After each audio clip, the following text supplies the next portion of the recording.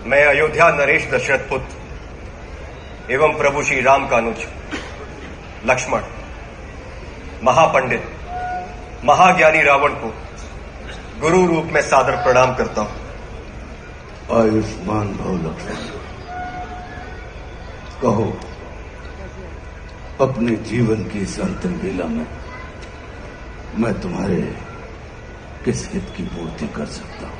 हे महामना, नीति, धर्म, राजनीति एवं समस्त वेद शास्त्रों के ज्ञाता, आप अपने ज्ञान और अनुभवों की दीक्षा से लक्ष्मण के जीवन का मार्ग प्रशस्त करने की कृपा करें। मैं देख रहा हूं लक्ष्मण कि तुम एक योग्य शिष्य की पात्रता लेकर उपस्थित हुए। अस्तु, मैं अपने जीवन के कुछ अनुभव तुमसे अवश्य साझा करूंगा। हे सुमित्रा नंदन, अहंकार चाहे सत्ता का हो या सौंदर्य का, शक्ति का हो या भक्ति का, धन का हो या धर्म का, वो बड़े से बड़े विश्व विजेता को नष्ट कर देता है।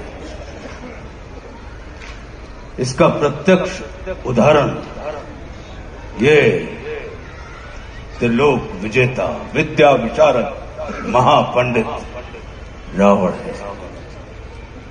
अहंकार में तीनों गए, कुल, गौरव और वंश।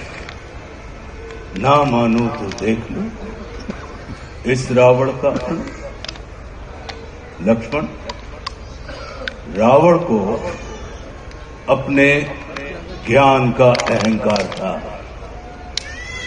और तुम्हारे भाई राम को अहंकार का ज्ञान था। लक्ष्मण,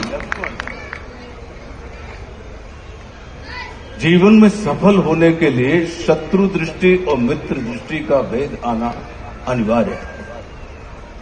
मित्रता भले ही अपने समतुल्य या अपने से निम्न स्तर के व्यक्ति के साथ कर लेना, किंतु शत्रुता सदैव अपने से योग्य व्यक्ति के साथ ही ठानना, क्योंकि ये जगत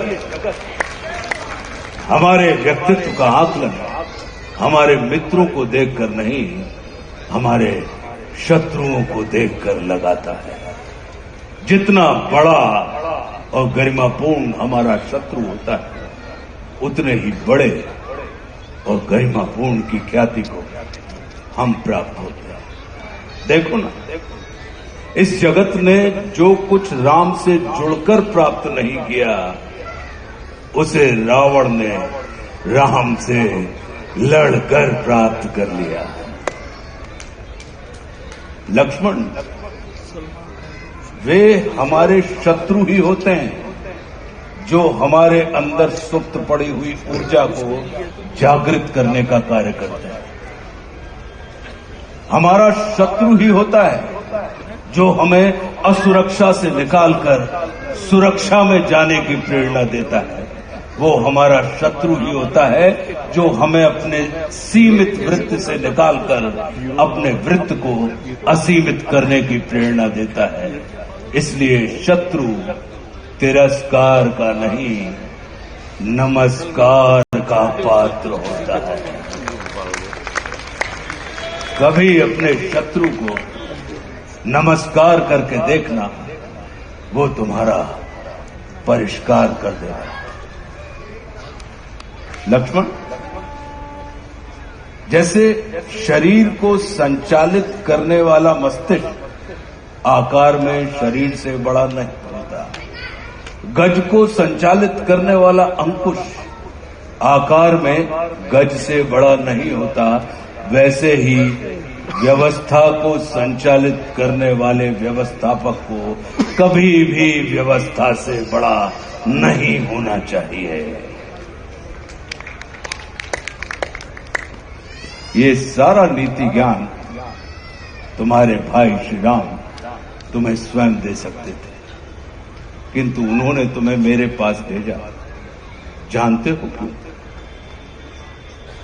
लक्ष्मण, मेरी संस्कृति असुर की है, लेकिन मैं प्रकृति से एक तपस्वी हूं, साधक। और किसी भी व्यक्ति को अपने अंतिम समय में अपनी संस्कृति के अनुसार नहीं, अपनी प्रकृति के अनुकूल कर्म करने चाहिए, तब उसे मृत्यु नहीं मुक्ति प्राप्त होती है। और राम रावण को मारना नहीं, तारना चाहते हैं। तभी तो उन्होंने मेरे अंतिम समय में मेरी प्रकृति के अनुकूल उपदेशात्मक कर्म करवाकर मेरी मुक्ति के मार्ग को प्रशस्त कर दिया। आने वाले समय में ये जगत कहेगा कि त्रिलोक विजेता, विद्या विशारद, महापंडित रावण की पराजय का एकमात्र कारण है कि उसके पास लक्ष्मण जैसा भाई नहीं था।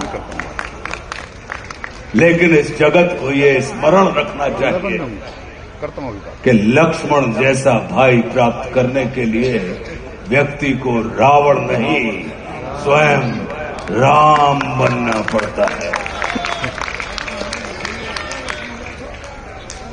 सदैव अपने भाई राम के अनुगामी रहना।